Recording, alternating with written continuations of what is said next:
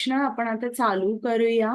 मी प्रथम मंगलाचरण म्हणते आणि मग आपण श्लोक पठण करून क्लास चालू करूया.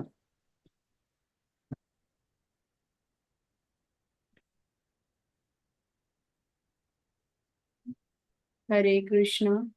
ओम अज्ञानतिमिरान्धस्य ज्ञानाञ्जनशलाकया चक्षुरुन्मिलितं येन तस्मै श्रीगुरवे नमः.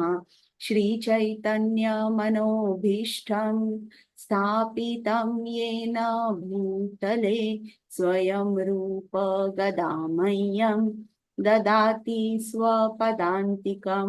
नम ओं विष्णुपादाय कृष्णपृष्ठाय भूतले श्रीमते भक्ति वेदांत स्वामिन् इति नामिने. नमस्ते सारस्वते देवे गौरवाणी प्रचारिणे निर्विशेष शून्यवादी पाश्चातदेशतारिणे. हे कृष्णा करुणा सिंधु दीनबंधु जगत्पते गोपेश गोपिका कांत राधाकांत नमोस्तुते. तप्त कांचन गौरांगी राधे वृंदावनेश्वरी वृषभानुसुते देवी प्रणमामि हरिप्रिये. जय श्री कृष्ण चैतन्य प्रभु नित्यानंद श्री अद्वैत गदाधर श्रीवासादि गौर भक्त वृंद. हरे कृष्णा कृष्ण कृष्ण हरे हरे, हरे राम राम राम हरे हरे. आता श्लोक पठण चालू करूया का आपण? क्षितिजा माताजी. हो चालेल. हरे कृष्ण. हरे कृष्ण. 13.22 पुरुषः प्रकृतिस्थो हि भुङ्क्ते प्रकृतिजान् गुणान् कारणं गुणसङ्गोऽस्य सद् असद्योनिजन्मसु. 13.23 उपद्रष्टा अनुमन्ता च भर्ता भोक्ता महेश्वरः परमात्मेति चाप्युक्तो देहे अस्मिन् पुरुषः परः. 14.4 सर्वयोनिषु कौन्तेय मूर्तयः सम्भवन्ति यः तासां ब्रह्म महद्योनि अहं बीजप्रदः पिता. 14.26 मां च यो व्यभिचारेण भक्तियोगेन सेवते स गुणान् समतीत्य एतान् ब्रह्म भूयाय कल्पते. 15.1 श्री भगवान उवाच ऊर्ध्वमूल अधः शाखम् अश्वत्थं प्राहुरव्ययम् छन्दांसि यस्य पर्णानि यस्तं वेद स वेदवित्. 15.7 ममैवांशो जीवलोके जीवभूतः सनातनः मनः षष्ठानि इन्द्रियाणि प्रकृतिस्थानि कर्षति. 16.21 त्रिविधं नरकस्येदं द्वारं नाशन आत्मनः कामः क्रोधः तथा लोभ तस्मात् एतत्त्रयं त्यजेत्. 16.23 यः शास्त्रविधिमुत्सृज्य वर्तते कामकारतः न सिद्धिं वाप्नोति न सुखं न परां गतिम्. 18.5 यज्ञदान तपः कर्म न त्याज्यं कार्यमेव तत् यज्ञो दानं तपश्चैव पावनानि मनीषिणाम्. यज्ञ दान तप या स्वरूपाच्या कर्मांचा त्याग करू नये. ती कर्मे केलीच पाहिजेत. यज्ञ दान आणि तप ही कर्मे तर महात्म्यांना देखील पवित्र करतात. 18.65 मन्मना भव मद्भक्तो मद्याजी मां नमस्कुरु मामे वैश्यसी सत्यम ते प्रतिजाने प्रियोसी मे. सदैव माझे चिंतन कर, माझा भक्त हो, माझे पूजन कर आणि मलाच नमस्कार कर. याप्रमाणे निश्चितपणे तू मला प्राप्त होशील. मी तुला हे प्रतिज्ञेने सांगतो, कारण तू माझा अत्यंत प्रिय सखा आहेस. 18.66 सर्वधर्मान् परित्यज्य मामेकं शरणं व्रज अहं त्वां सर्व पापेभ्यो मोक्षयिष्यामि मा शुचः. सर्व प्रकारच्या धर्मांचा त्याग करून केवळ मलाच शरण ये. मी तुला सर्व पापांपासून मुक्त करीन. तू भयभीत होऊ नकोस. हरे कृष्ण. हरे कृष्ण. आता आपल्याला 6वा श्लोक चालू करायचा आहे. तर 6व्या श्लोकाची जी पीपीटी आहे ना, ती माझ्याकडे नाहीये. नाहीये म्हणजे ती बहुतेक नसावी. तरी पण आता पुढे जेव्हा आपण वाचन करू तेव्हा मी बघते मिळते का, म्हणून आता मी आज विदाऊट पीपीटी शिकवते. ही मी 5व्या श्लोकाचीच पीपीटी समोर ठेवलेली आहे. तर आता 6वा श्लोक तुमच्याकडे पुस्तक आहे ना उपदेशामृताचं, म्हणजे हो तिकडनं ट्रान्सलेशन वाचण्यासाठी. तर मी हो हो. श्लोक वाचते. दृष्टैः स्वभाव जनितैर्वपुश्च दोषैर् न प्राकृतत्वम् इह भक्तजनस्य पश्येत् गंगा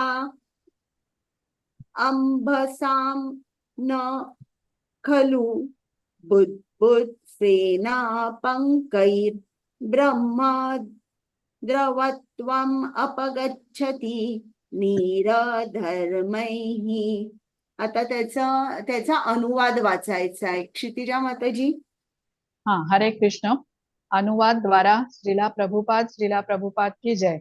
शुद्ध भक्त आपल्या कृष्ण भावनेच्या मूळ स्वरूप स्थितीत असल्यामुळे शरीराशी तादात्म्य करीत नाही. मनुष्याने अशा भक्ताकडे भौतिक दृष्टीने पाहू नये.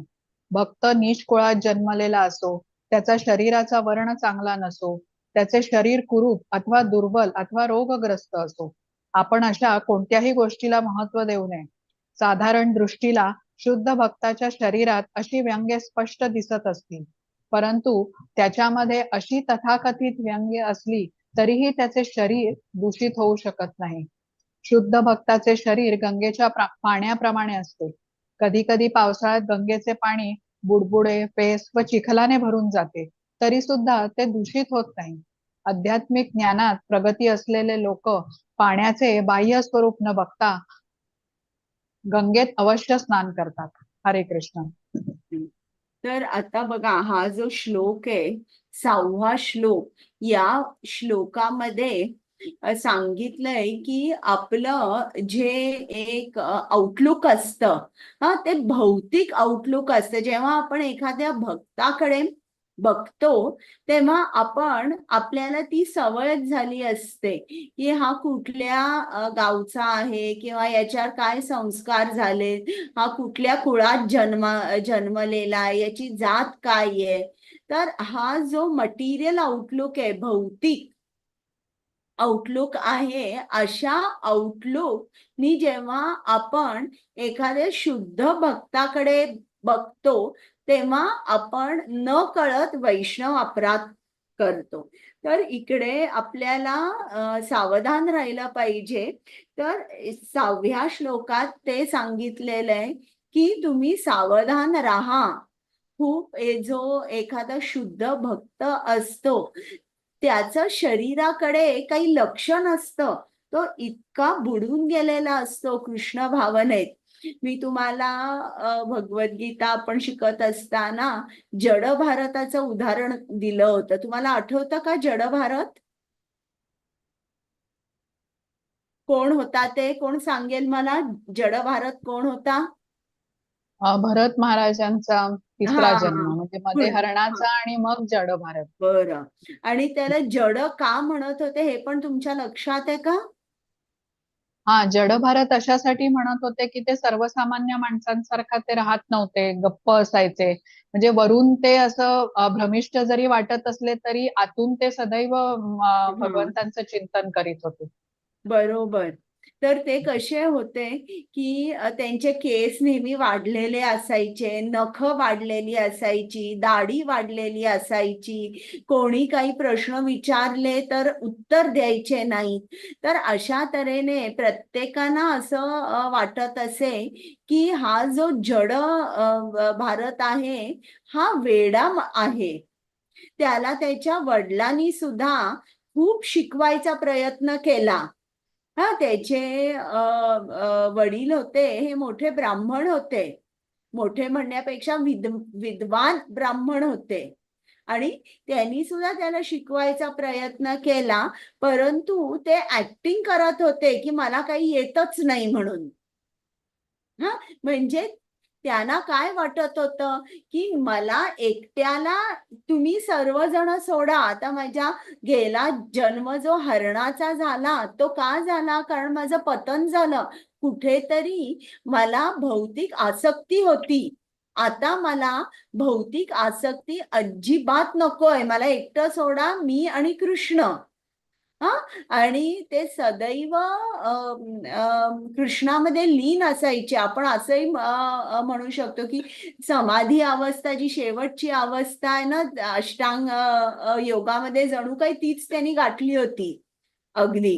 तर अगदी ते सदैव श्रीकृष्णाच्या ध्यानात असत, आणि त्यांना त्याच्यामुळे कोणी त्यांच्याकडे बोललेलं किंवा त्यांना काही विचारलेलं आवडत नसे.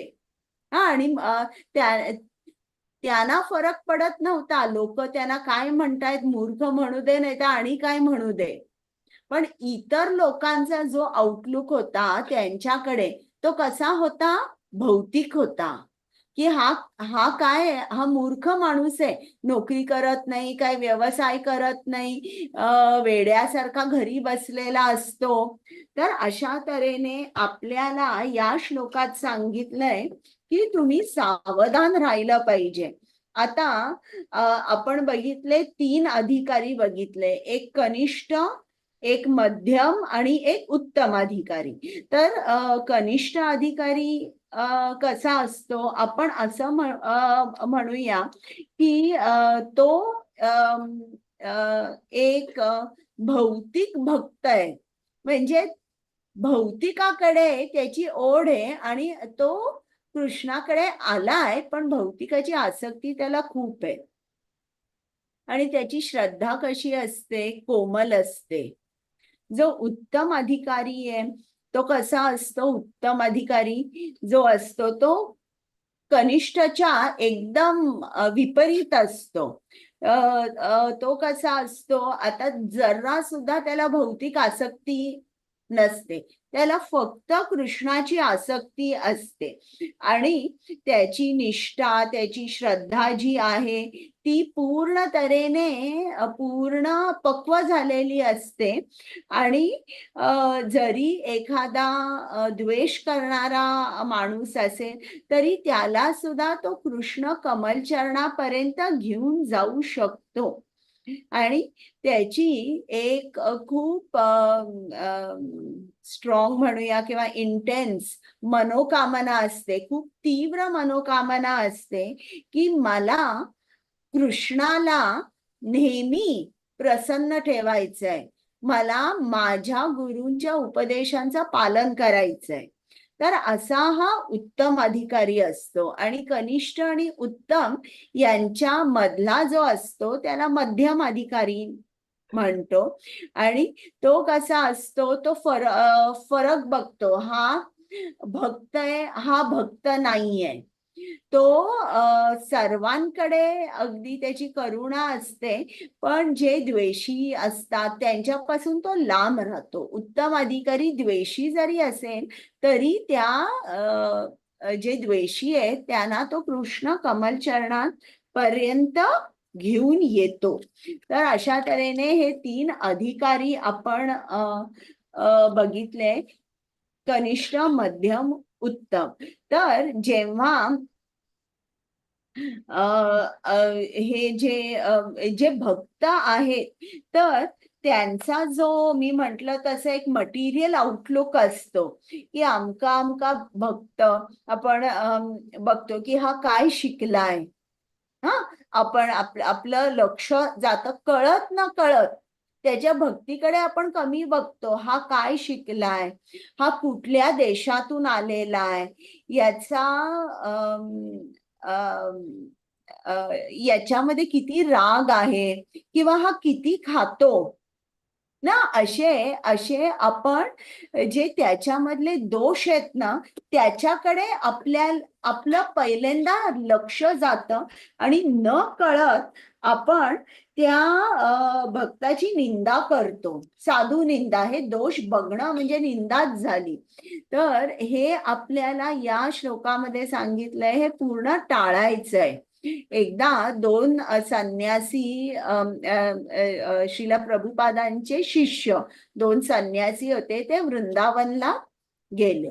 आणि वृंदावन मध्ये ते जेव्हा मंदिरात गेले तेव्हा तिकडचे जे पुरोहित होते, तर त्यांनी बघितलं दोन फॉरेनर आलेले आहेत आणि त्यांनी संन्यास घेतलेला आहे आणि भगवे वस्त्र घातलेले आहेत. तर ते जे पुरोहित होते त्यांनी जराशी टिंगल केली श्रील प्रभुपादांच्या दोन शिष्यांची.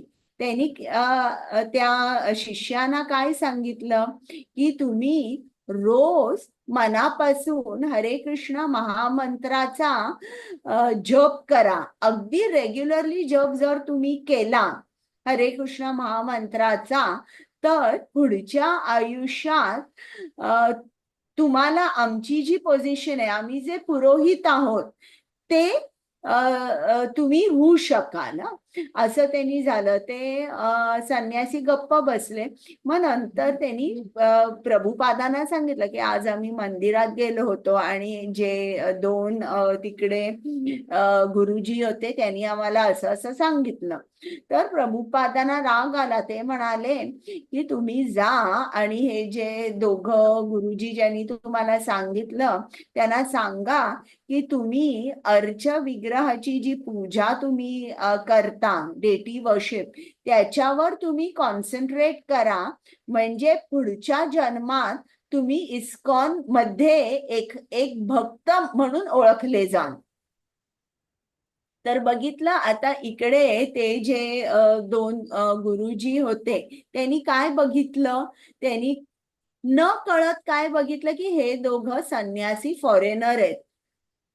तर न कळत आपण देश किंवा त्यांचा रंग किंवा त्यांचं एज्युकेशन किंवा त्यांची जात, हे सगळं आपण बघतो आणि आपण अनकॉन्शियसली अशा तऱ्हेने वागतो. हा, तर हे आपल्याला खूप अवॉइड करायचं आहे. आपल्याला अजिबात करायचं नाहीये असं. तर ही साधू निंदा होते. आणि साधू निंदा जेव्हा आपण करतो तेव्हा आपल्याला बाहेर पडता येत नाही. जोपर्यंत ज्या वैष्णवाची आपण निंदा केलेली आहे, जोपर्यंत तो आपल्याला क्षमा करत नाही तोपर्यंत काही होऊ शकत नाही.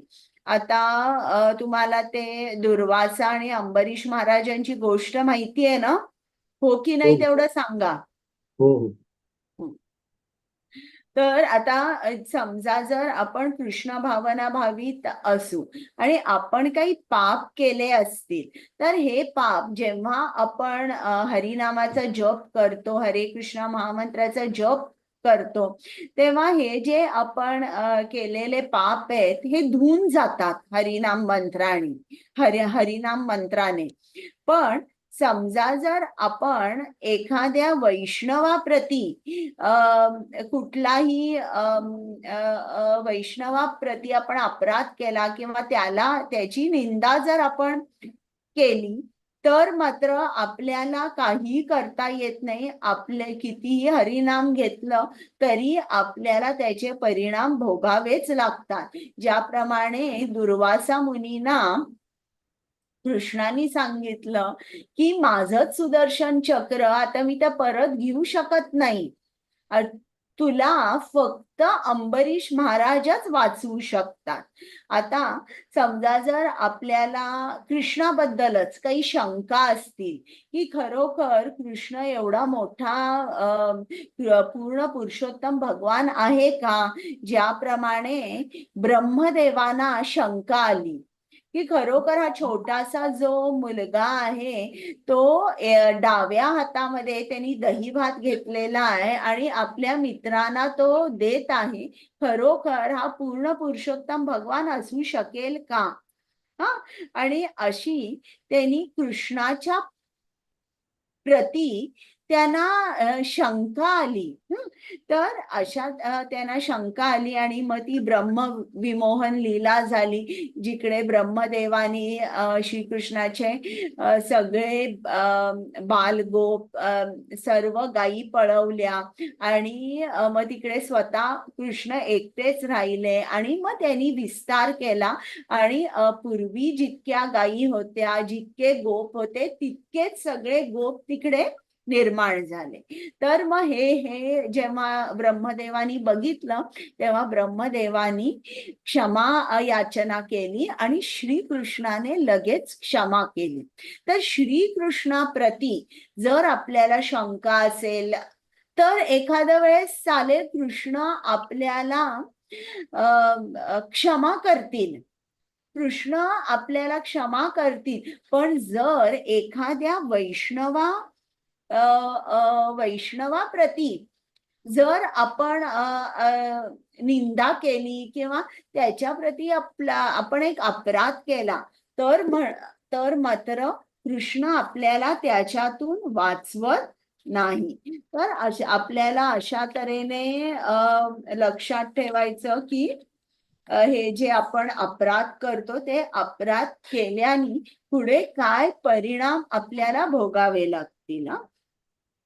आता तुम्हाला आणि एक उदाहरण सांगते की एक चैतन्य महाप्रभू च्या लीलेमध्ये एक रामचंद्रपुरी म्हणून होते. तर एक दिवस त्यांनी बघितलं की चैतन्य महाप्रभूंच्या खोलीतून खूप मुंग्या येत आहेत.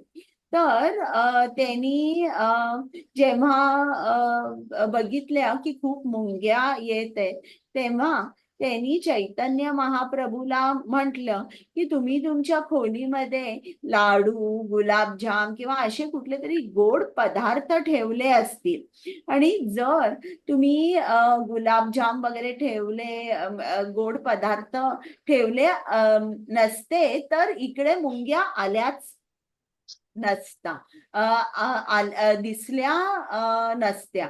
तर असं झाल्यानंतर खरं म्हणजे चैतन्य महाप्रभूंच्या खोलीत असं काही नव्हतं गोड वगैरे. आणि कधी कधी आपल्याला दिसतं की खूप गरमी असते किंवा तेव्हा या ज्या मुंग्या असतात ते आपल्या वारुळातून किंवा कुठे जे जिकडे राहतात तिकडची जागा सोडून थंड जमिनीवर त्यांना फिरायला खूप बरं वाटतं, म्हणून ते आपलं घर सोडून जिकडे जमीन आहे, जिकडे थंडावा आहे तिकडे येतात. पण रामचंद्र पुरीनी हा अनुमान केला की चैतन्य महाप्रभू निश्चितच आपल्या खोलीत खूप गुलाबजाम आणि किंवा लाडू ठेवत असतील. आता हे जे रामचंद्रपुरी आहेत हे कसे होते बघा, ते जेव्हा ते प्रसाद करत असे आणि प्रसाद केल्यानंतर ते जे इतर भक्त होते त्यांना घरी बोलवत असे जेवायला. आणि जेवताना ते व्यवस्थित आग्रह करून वाढत असे, म्हणजे नको असताना सुद्धा वाढत असे. आणि मग ते जे भक्त आहेत ते असं म्हणत असे की हा प्रसाद दिलाय, हा कसा आम्ही फेकायचा, चला आपण खाऊया. आणि मग त्याच्यानंतर ते रामचंद्रपुरी काय करायचे, इतरांना सांगायचे की हा अमका अमका भक्त आहे, त्यांनी केवढ्या पोळ्या खाल्ल्या, त्यांनी केवढा भात खाल्ला, बघा बघा हा हे भक्त आहेत, पण तरी देखील त्यांच्या जिभेवर काही कंट्रोल नाही आहे, त्यांची इंद्रिय बघा, त्यांची इंद्रिय संयमित नाहीये. आणि असं करून करून प्रत्येकामधले दोष काढायचे हा स्वभावच झाला. आणि असं झाल्यानंतर फायनली काय झालं, ते स्वतःही भक्त होते पण एकदम क्रॉनिक क्रिटिक असल्यामुळे सर्वांमध्ये दोष बघायचे.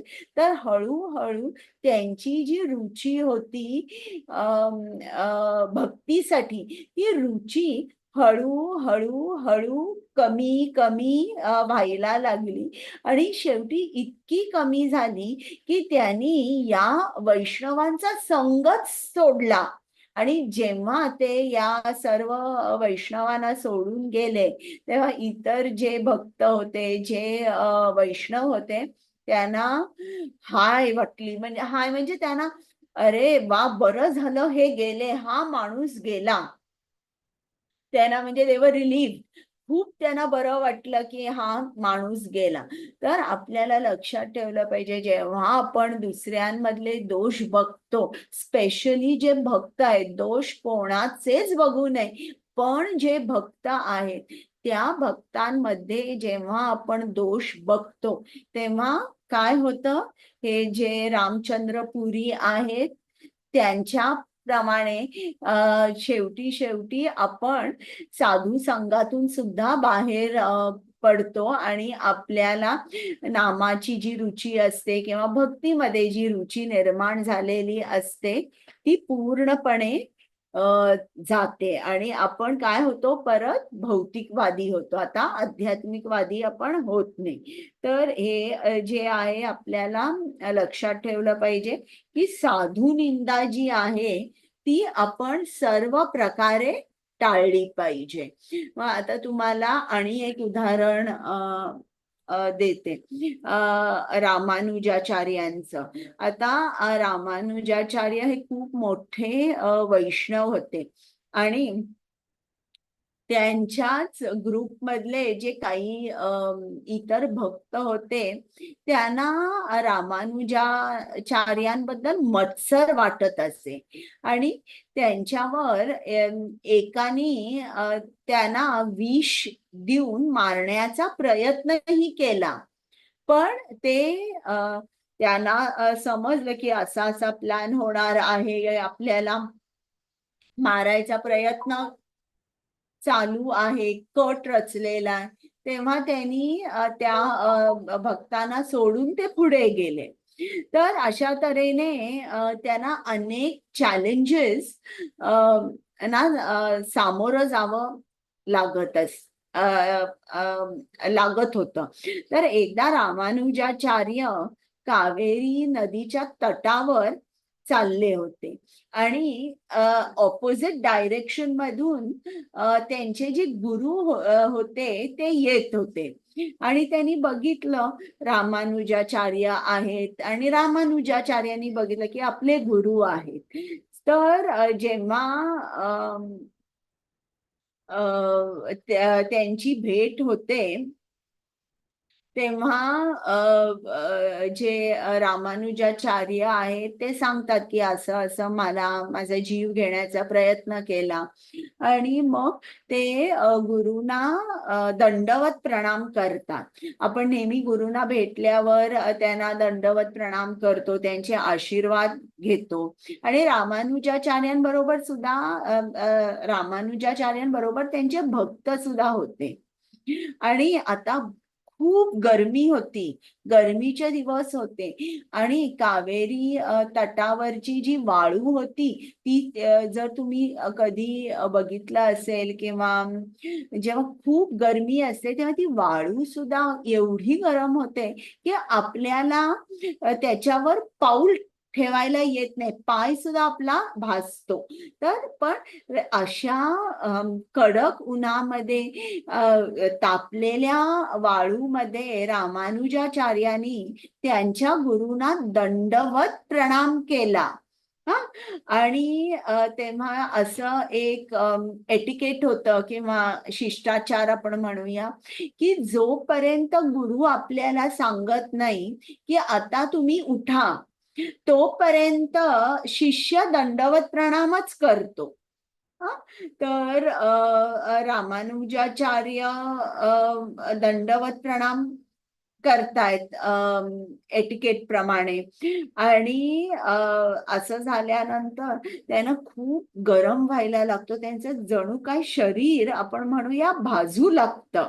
आणि सगळे जे त्यांचे भक्त आहेत ते उभं राहून बघतायत करून, अरे एवढी गरम जमीन आहे, आम्हाला इकडे उभं राहायला सुद्धा त्रास होतोय, किंवा त्यांच्या याच्यामध्ये चपला असतील पायामध्ये, पण हे रामानुजाचार्य आपले गुरु आहेत, हे बघा कसे या एवढ्या गरम तापलेल्या वाळूवर दंडवत प्रणाम करतायत. मग असं तेही वाट बघत होते की आता हे गुरु यांना कधी सांगतायत उठा म्हणून. शेवटी एक भक्त होता, त्याला ते सहन नाही झालं आणि त्या भक्तानी काय केलं, रामानुजाचार्य आहे त्यांच्या तो खाली झोपला, जणू काही तो असा पिव्हेट झाला. म्हणजे त्याच्यावर रामानुजाचार्य असे, म्हणजे असं त्यांनी सांगितलेलं आहे. तर अशा तऱ्हेने तो रामानुजाचार्यांचा पिव्हेट झाला. मला पिव्हेट म्हणजे मराठीमध्ये सांगता येत नाहीये काय येते. आणि मग दोघही तसेच राहिले काही काळ, काही वेळ, आणि मग ते गुरु आहेत त्यांनी रामानुजाचार्यांना सांगितलं की आता तुम्ही उठा. आणि मग गुरु म्हणाले, आता हा जो तुझा शिष्य आहे ना, तो आता तुझा कुक होणार, तो तुझा स्वयंपाकी होणार. तो जो स्वयंपाकी, तो आता तुझा जो स्वयंपाक करत होता त्याला तू काढून टाकायचा आणि याला तुझा स्वयंपाकी नेमायचंय. तर असं आहे की जे वैष्णव आहे, जे शुद्ध भक्त आहेत, कधीतरी त्यांचं जे आचरण आहे किंवा त्यांची बिहेवियर, आचरण, ते आपल्याला समजत नाही, ते खूप अवघड असतं. पण इकडे हे जे गुरु होते रामानुजाचार्यांचे, ते नेहमी त्यांना रामानुजाचार्यांचं चांगलं व्हावं म्हणजे त्यांचे ते सुहृद होते, वेलविशर होते. आणि त्यांनी रामानुजाचार्यांची परीक्षा घेतली नाही, इकडे त्यांनी रामानुजाचार्यांच्या भक्तांची परीक्षा घेतली. जो भक्त रामानुजाचार्यांच्या खाली झोपला, तो ही परीक्षा पास झाला. तर अशा प्रकारे वैष्णवांचं जे आचरण आहे ते कधी कधी आपल्याला त्यावेळी समजत नाही. त्यावेळी इतर जे रामानुजाचार्यांचे शिष्य होते ते म्हणाले, हा काय गुरु आहे, कसले आहे ते, यांना काही वाटत नाही का, यांच्यामध्ये करुणा नाही का, एवढी तापलेली वाळू आहे आणि तरी देखील ते रामानुजाचार्यांना उठ म्हणून सांगत नाहीयेत. तर अशा तऱ्हेने आपण जो भक्त असतात त्यांचा जो आउटलुक असतो तो खूप मटेरियल आउटलुक असतो. आणि त्या मटेरियल आउटलुकवर इकडे या श्लोकामध्ये सांगितलेलं आहे की तो आउटलुक जो आहे तो आपण बदलला पाहिजे.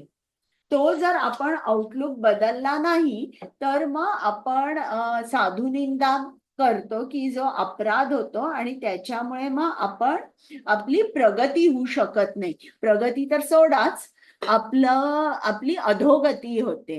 तर आणि एक उदाहरण मी तुम्हाला सांगते, जे रामानंद राय आहेत की जे चैतन्य महाप्रभूंचे अगदी जवळचे शिष्य होते. शिष्य म्हणण्यापेक्षा असोसिएट, क्लोज असोसिएट ते आणि स्वरूप दामोदर दास.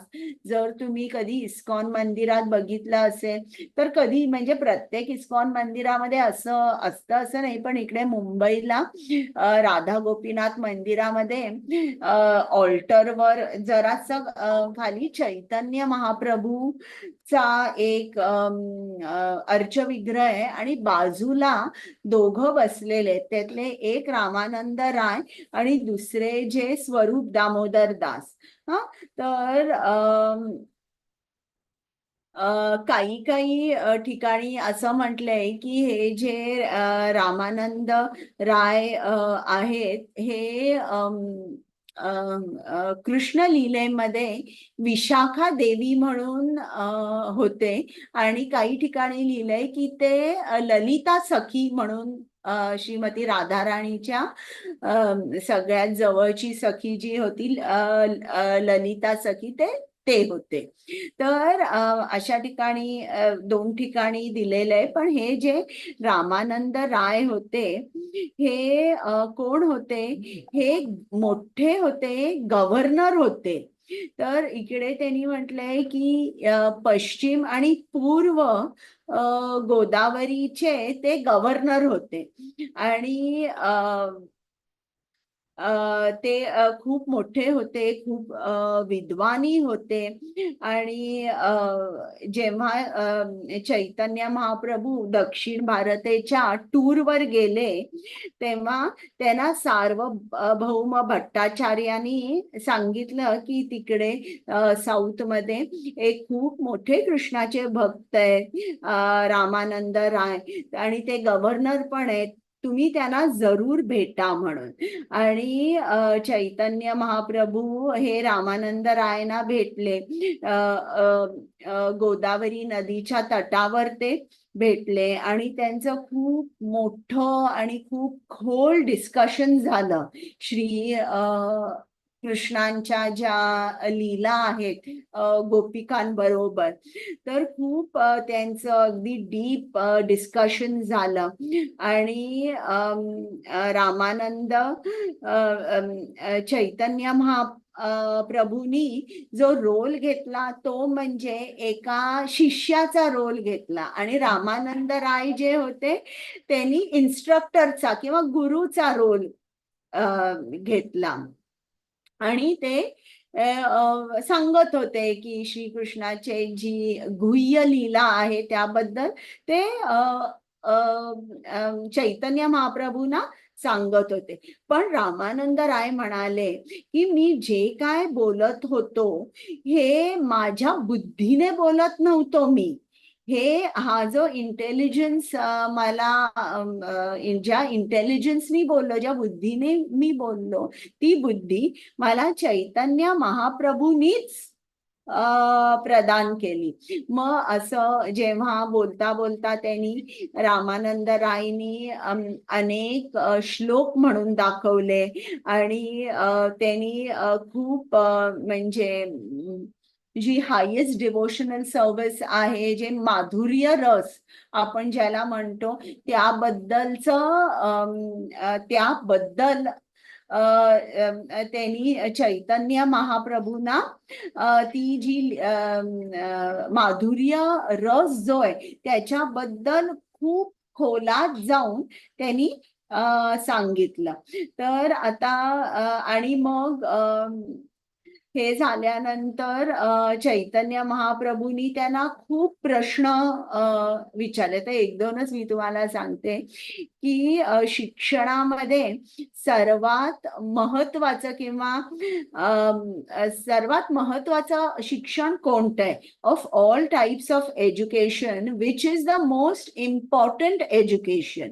मग तेव्हा रामानंद रायनी सांगितलं की no education is important other than the transcendental devotional service of Krishna. म्हणजे तुमच्याकडे कितीही एज्युकेशन असेल तर तरी त्याचा काही उपयोग नाही जोपर्यंत तुमच्याकडे हे एज्युकेशन नाहीये की कृष्ण भावना भावित कसं व्हायचं किंवा कृष्णाची भक्ती कशी करायची, याच्यामध्ये आपण शिक्षण घेतलं पाहिजे. तर अशा तऱ्हेने त्यांनी अनेक प्रश्न विचारले. त्यात आणि एक त्यांचा प्रश्न होता की सर्व दुःखांमध्ये कुठलं दुःख खूप तीव्र आहे? Of all kind of distresses which is the most painful? मग तेव्हा रामानंद रायनी सांगितलं की कृष्णाबरोबर जेव्हा वियोग होतो हे जे दुःख आहे हे इतकं तीव्र आहे की हे दुःख कुठल्याही भक्ताला सहन करता येत नाही. तर त्यांनी असे अनेक प्रश्न विचारले आणि मग जेव्हा त्यांना खात्री पटली की हे जे रामानंद राय आहेत, त्यांनी रामानंद राय हे खूप शिकलेले होते, गव्हर्नर होते, याच्याकडे न बघता हा मटेरियल आउटलुक झाला. याच्याकडे न बघता त्यांनी रामानंद राय च्या स्पिरिच्युअल जे त्यांचं जे काय म्हणतात त्यांचं जे स्पिरिच्युअल जे आध्यात्मिक त्यांच्याकडे ज्ञान होतं किंवा ते श्रीकृष्णाचे एवढे मोठे भक्त होते याच्याकडे त्यांनी बघितलं. मटेरियल आउटलुक म्हणजे हे शिकलेले होते, हे एक मोठ्या पोस्टवर आहे, हे गव्हर्नर आहेत, इकडे ना बघता त्यांनी त्यांचं जे आध्यात्मिक शरीर होतं किंवा जे अध्यात्मात त्यांनी काय काय मिळवलं होतं इकडे त्यांनी बघितलं. आता काही काही ठिकाणी असंही म्हटलंय की रामानंद राय हे शूद्र कुटुंबात त्यांनी जन्म घेतला होता, पण जरी ते शूद्र होते किंवा जरी असे असतील तरी देखील त्यांनी त्यांच्या जातीकडे बघितलं नाही. उलट चैतन्य महाप्रभूंनी प्रद्युम्न मिश्रा नावाचे जे खूप विद्वान पंडित होते आणि ब्राह्मणी होते जातीने, त्यांना त्यांनी सांगितलं की तू हे जे सायन्स आहे, हे जे सायन्स ऑफ कृष्णा कॉन्शियसनेस म्हणजे कृष्ण भावनेचं हे जे शास्त्र आहे हे तू फक्त रामानंद रायांकडूनच शिक. तर अशा तऱ्हेने हे जे रामानंद राय होते हे खूप मोठे होते. म्हणजे गत जन्मातले ते श्रीमती राधाराणीचे म्हणजे सखी विशाखा किंवा ललिता या रूपामध्ये ते होते. तर त्यांनी असे त्यांचे चैतन्य महाप्रभूंनी त्यांना अनेक प्रश्न विचारले आणि त्या प्रश्नांचं जेव्हा त्यांनी उत्तर ऐकलं तेव्हा त्यांना निश्चित माहित झालं की यांना हे जे कृष्णावर प्रेम कसं करायचं याचं शास्त्र यांनी शिकवलं पाहिजे सर्वांना. तर अशा तऱ्हेने ते असे बरं. आणि दुसरं हे जे रामानंद राय होते हे गृहस्थ होते. मग तेव्हा चैतन्य महाप्रभूंनी असं बघितलं नाही की हे गृहस्थ आहेत म्हणजे यांना परिवाराची आसक्ती असेल, असं नाही. आता एका बाजूला रामानंद राय होते जे गृहस्थ होते, एका बाजूला सनातन गोस्वामी होते की ज्यांनी पूर्ण संन्यास घेतला होता. आपलं घरदार पैसे सगळं काही सोडून ते वृंदावनात आले होते महाप्रभूंच्या आदेशावर. आणि तिकडे त्यांनी जे जिकडे जिकडे श्रीकृष्णाची लीला झाली ते त्या जागा शोधल्या. त्यांनी पण बरंच आपल्यासाठी लिहून ठेवलेलं आहे की भक्ती कशी करावी.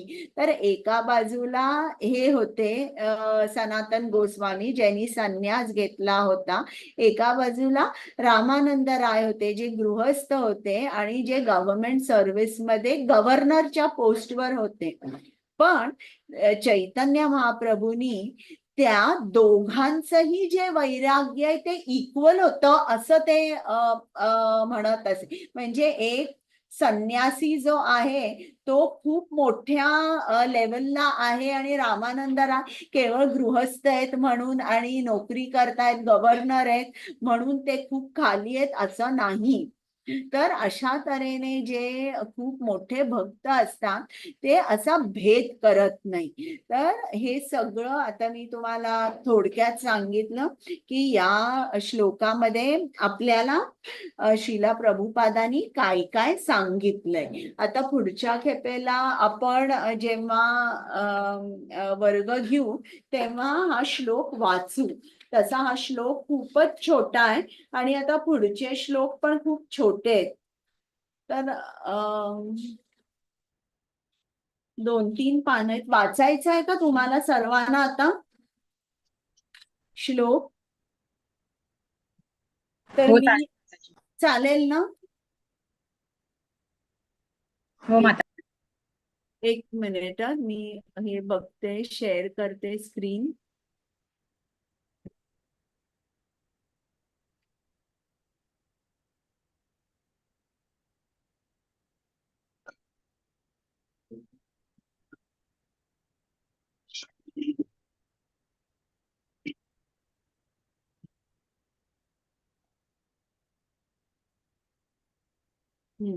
आता कोण हे करेल, वाचेल तात्पर्य?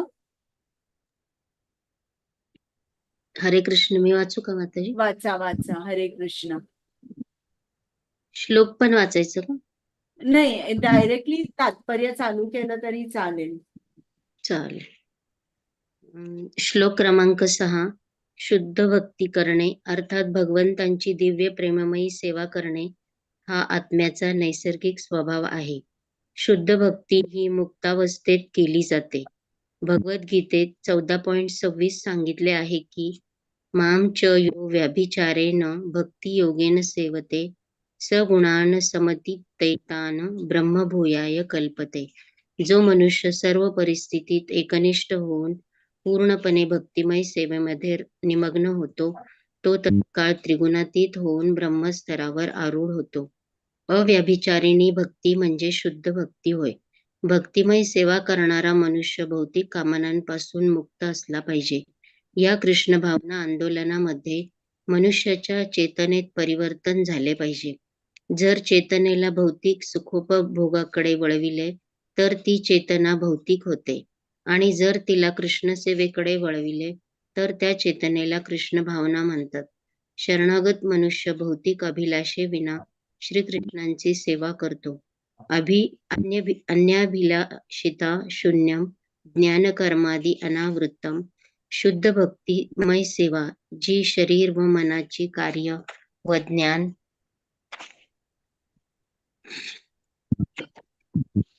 व कर्माच्या पलीकडे स्थित असते तिला शुद्ध भक्तियोग असे म्हणतात. भक्तियोग हेच आत्म्याचे योग्य कर्तव्य आहे आणि जेव्हा एखादा मनुष्य प्रत्यक्षात शुद्ध भक्तिमय सेवा करू लागतो तेव्हा तो आधीच मुक्त होतो. सगुणान समतीतैतान. एका कृष्ण भक्ताचे भौतिक रूप बद्ध वाटत असले तरीही तो भौतिक अवस्थेमुळे कधीच बद्ध होत नाही. म्हणून आपण एका शुद्ध भक्ताला भौतिक दृष्टिकोनातून पाहू नये. जो स्वतः भक्त होत नाही तो दुसऱ्या भक्ताला पूर्णपणे जाणू शकत नाही. पूर्वीच्या श्लोकात सांगितल्याप्रमाणे कनिष्ठ अधिकारी, मध्यम अधिकारी व उत्तम अधिकारी असे भक्तांचे 3 प्रकार असतात. एक कनिष्ठ अधिकारी हा भक्त व अभक्त यांच्यातील अंतर जाणू शकत नाही. त्याला केवळ मंदिरातील अर्चविग्रहांच्या पूजेविषयी आस्था असते. एक मध्यम अधिकारी मात्र भक्त व अभक्त आणि भक्त आणि परमेश्वर यांच्यातील भेद नीटपणे समजू शकतो. अशा प्रकारे तो भगवंत, भक्त आणि अभक्त या तिघांशी वेगवेगळा व्यवहार करतो. मनुष्याने शुद्ध भक्ताच्या शारीरिक व्यंगांची निंदा करू नये. अशा व्यंगांकडे त्याने दुर्लक्ष करावे आणि आध्यात्मिक गुरुचे प्रमुख कार्य भगवंतांची शुद्ध भक्तिमय सेवा किंवा शुद्ध सेवा यासच महत्व द्यावे. भगवद्गीतेत 9.30 सांगितल्याप्रमाणे अपि चेत्सु दुराचारो भजते माम अन्यन्या भाक साधुरेव स मंतव्यः सम्यग व्यवसितो हि सह.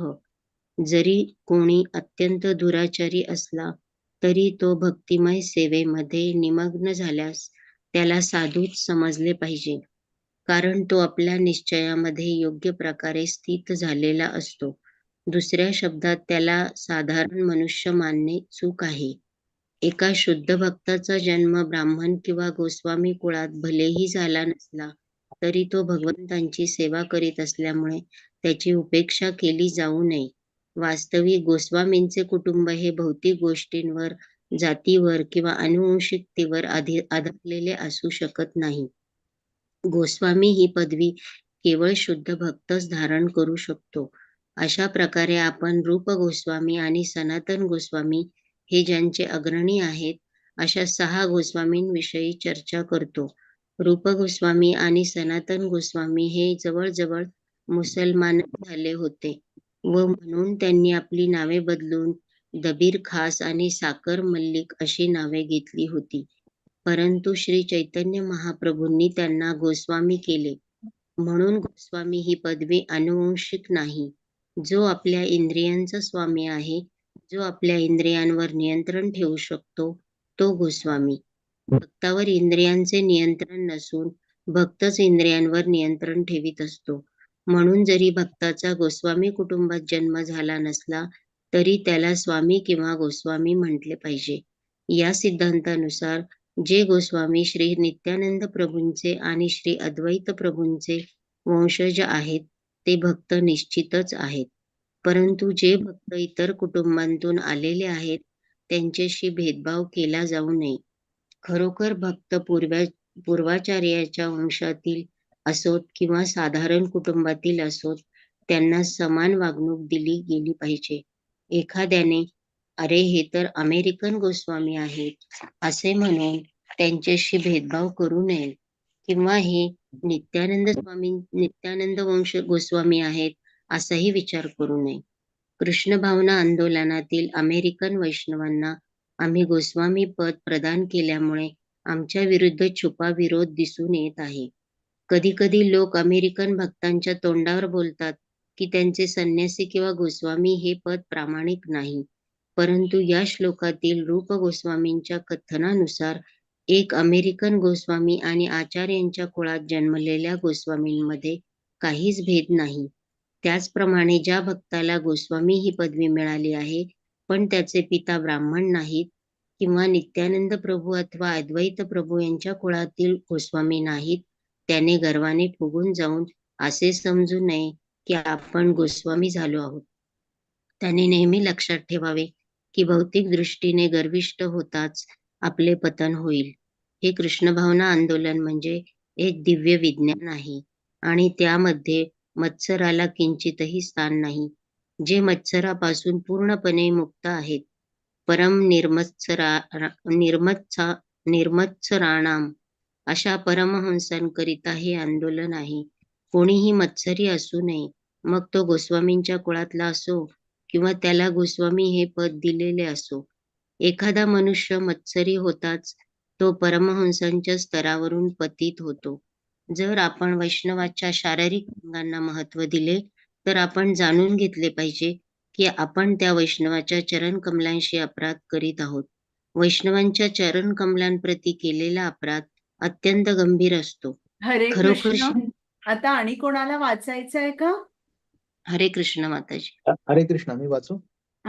वाचा. खरोखर श्री चैतन्य महाप्रभूंनी खरोखर श्री चैतन्य महाप्रभूंनी या अपराधाला हाती माता किंवा उन्मत्त हत्तीचा अपराध असे म्हटले आहे. एक उन्मत्त हत्ती अत्यंत घातक असतो आणि विशेष करून जर तो एका नीटनेटक्या उद्यानात गेला तर तो त्या उद्यानाचा निश्चितच संपूर्ण विध्वंस करतो. म्हणून आपण सावध राहावे जेणेकरून आपल्याकडून वैष्णवांच्या प्रती एकही अपराध होणार नाही. प्रत्येक भक्ताने वरिष्ठ वैष्णवांकडून उपदेश ग्रहण करण्यास तत्पर असले पाहिजे आणि वरिष्ठ वैष्णवाने कनिष्ठ वैष्णवास सर्व दृष्टीने सहाय्य करण्यास तत्पर असले पाहिजे. भक्ताने कृष्ण भावनेत केलेल्या आध्यात्मिक प्रगतीनुसार त्याला वरिष्ठ किंवा कनिष्ठ ठरवण्यात येते. शुद्ध वैष्णवांच्या कार्यांना आपण भौतिक दृष्टिकोनातून पाहू नये. विशेष करून एका नवोदित भक्ताने शुद्ध भक्ताला भौतिक दृष्टिकोनातून पाहणे घातक ठरते.